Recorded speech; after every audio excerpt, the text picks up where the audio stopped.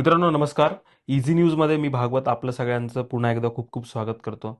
मित्रांनो, शिवसेनेचं धनुष्यबाण चिन्ह एकनाथ शिंदे गटाला इलेक्शन कमिशननी दिलं आणि त्यानंतर एकनाथ शिंदेंच्या विरोधामध्ये म्हणजे ह्या सगळ्या इलेक्शन कमिशनच्या निर्णयाच्या विरोधामध्ये ठाकरे गट हा सुप्रीम कोर्टमध्ये गेलाय आणि त्या संदर्भातली सुनावणी आज पार पडली, म्हणजे ती गेल्या 2-3 दिवसापासून पार पडते.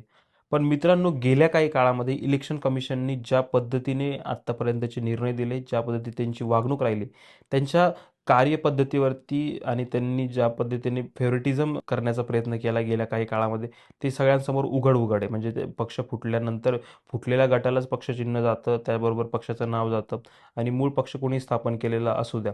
असे सगळे नियम धाब्यावर बसून इलेक्शन कमिशन काम करताना आपल्याला गेल्या काही काळात दिसतंय. पण मित्रांनो, आज कपिल सिब्बल यांनी अक्षरशः इलेक्शन कमिशनचे कपडे फाडण्याचं काम केलंय. म्हणजे कशा पद्धतीने नियम धाब्यावरती बसवले आणि कशा पद्धतीची वागणूक त्यांनी इतर पक्षांना दिली किंवा शिवसेनेला दिली, हे त्यांनी कोर्टामध्ये ज्या पद्धतीने मांडलं ना मित्रांनो, ही डिबेट सगळ्यांनी बघितली पाहिजे, असं मला वाटतं.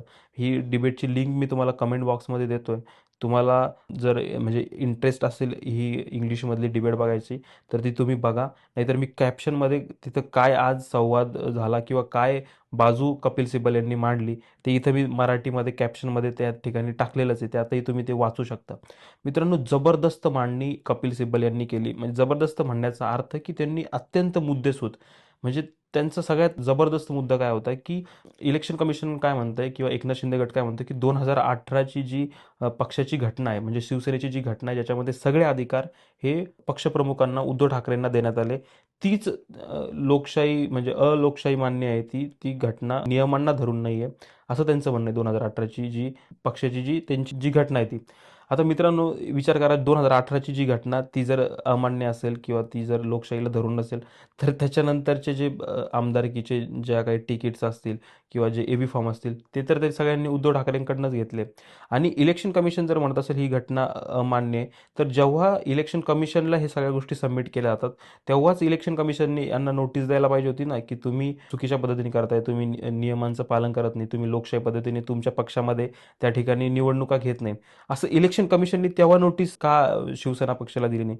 पण जेव्हा पक्ष फुटला त्याच्यानंतरच त्यांनी सांगितलं की 2018ची ही जी तुमची घटना आहे ती अमान्य आहे. त्याच्यामुळे आपण 1999च्या याचा आधार घेऊया, जेव्हा ते पद बाळासाहेब ठाकरेंकडे होतं. आता बाळासाहेब ठाकरे हयात नाहीये आणि त्याच्यानंतर मग त्या निर्णयाच्या नुसार त्यांनी एकनाथ शिंदे गटाला त्या ठिकाणी पक्षचिन्ह दिलं. बरं ठीक आहे, हा पहिला नियम जरी मान्य केला आपण की ही लोकशाही मान्य ती जी घटना नव्हती, म्हणून त्यांनी तशा पद्धतीने केलं असणार आहे. पण दुसरा नियम जो संविधानिक त्यांनी इलेक्शन कमिशननी बघायला आवश्यक होता, की मूळ राजकीय पक्षामध्ये फूट पडली आहे का?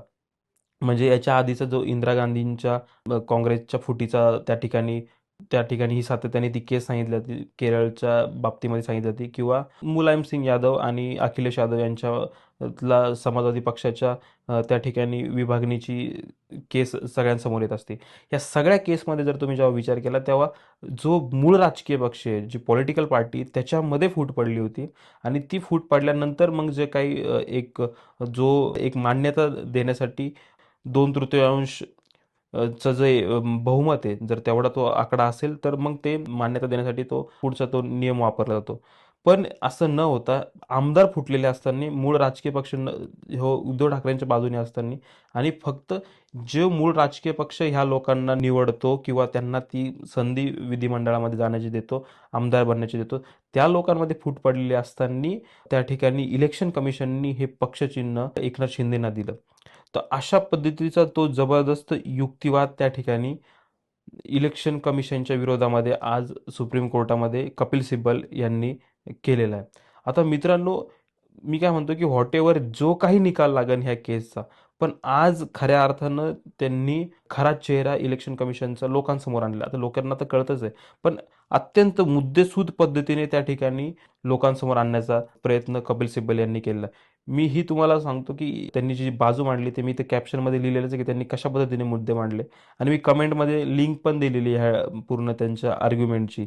तर मित्रांनो, ही तुम्ही आर्ग्युमेंट नक्की सगळ्यांना ज्यांना राजकारणात इंटरेस्ट आहे त्यांनी ही सगळ्यांनी नक्की त्या ठिकाणी बघितलीच पाहिजे. सांगितलं की 2018ची जी तुमची जी घटना आहे ती म्हणजे लोकशाहीला धरून नाही किंवा तुम्ही लोकशाही पद्धतीने निवडणुका न घेता त्या ठिकाणी ही तुमची घटना आहे म्हणून ती तुम्ही अमान्य केली. पण जेव्हा 2018ला ही इलेक्शन कमिशनला सबमिट केली गेली असणार आहे, तेव्हाच इलेक्शन कमिशननी यांना नोटीस देणं अपेक्षित होतं किंवा एवढ्या कार्यकाळामध्ये सांगणं अपेक्षित होतं.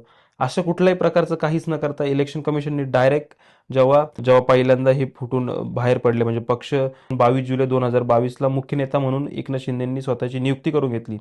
तेव्हा इलेक्शन कमिशनला ही साक्षात्कार झाला की 2018ची जी त्यांची अमान्य किंवा लोकशाहीला धरून नाहीये. एवढे दिवस इलेक्शन कमिशन झोपा काढत होतं का? हा देखील एक मोठा प्रश्न त्या ठिकाणी उपस्थित होतोय.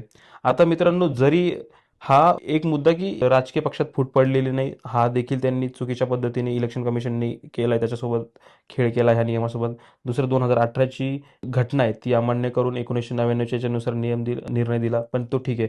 2018च्याच घटनेचा वापर करून जर मग एकनाथ शिंदेने स्वतःची नियुक्ती करून घेतली असणार आहे, तर ती नियुक्ती देखील अमान्य ठरते. आणि तिसरं आणि अत्यंत सगळ्यात महत्त्वाचं की जर ते म्हणत असतील की पक्षातली फूट जरी मान्य केली असतं इलेक्शन कमिशननी, पण मित्रांनो तुम्ही लक्षात घ्या की जेवढा आकडा पाहिजे होता तेवढ्या आकड्यापर्यंतच्या पहिल्या याच्यामध्ये ते गेले नव्हते. म्हणजे 16च लोक सगळ्यात पहिल्यांदा 21 जूनला शिवसेना फुटली तेव्हा 16 लोक गेले होते, आणि जे लोक थांबलेले होते त्यांनी ते डिस्क्वालिफाय यांना केलं पाहिजे. म्हणजे अशी ती सुनील प्रभूंची केस देखील वेगळ्या पद्धतीने तीही देखील केस त्या ठिकाणी सुरू आहे. मित्रांनो, एकंदरीत ह्या ज्या पद्धतीने कपिल सिब्बल यांनी आर्ग्युमेंट आज कोर्टामध्ये केले, ते अत्यंत जबरदस्त पद्धतीने त्यांनी त्यांची मांडणी केली आणि इलेक्शन कमिशनचा खरा चेहरा लोकांसमोर आणण्याचा किंवा कोर्टासमोर मांडण्याचा प्रयत्न केला आहे. तुम्हाला काय वाटतं की ह्या केसचा निकाल काय लागेल, आणि शिवसेनेचं जे पक्षचिन्ह धनुष्यबाण आहे ते गोठवलं जाईल का? शिवसेना नाव हे गोठवलं जाईल का? किंवा उद्धव ठाकरे यांना ह्या कोर्टातून न्याय मिळेल? कमेंट करून नक्की कळवा, आणि इझी न्यूजचे व्हिडिओज लाईक करा, शेअर करा, कमेंट करा. धन्यवाद.